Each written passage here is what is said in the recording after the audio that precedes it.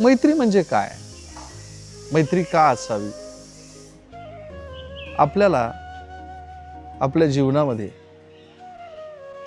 आपल्या रक्ताचा नाही, पण आपल्या विचारांशी, आपल्या भावनांशी आणि आपल्या परिस्थितीशी जुळवून घेणारी एक व्यक्ती जी की आपलं जीवन समृद्ध करते.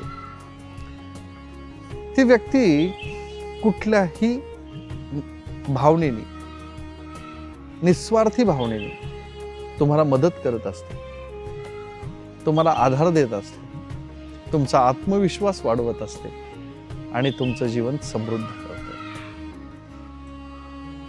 ही भावना म्हणजेच मैत्री. मित्र जीवनात येताना ठरवून येतो का? आपण त्याच्याशी नातं करताना ठरवून करतो का? मला नाही वाटत. एखादी व्यक्ती आपल्या जीवनात येते आणि त्या व्यक्तीचे विचार आपल्याला पटतात, त्या व्यक्तीचं वागणं, त्या व्यक्तीचं आपल्यासाठी असलेलं अस्तित्व आपल्याला काही काळानंतर खूप महत्त्वाचं वाटायला लागतं.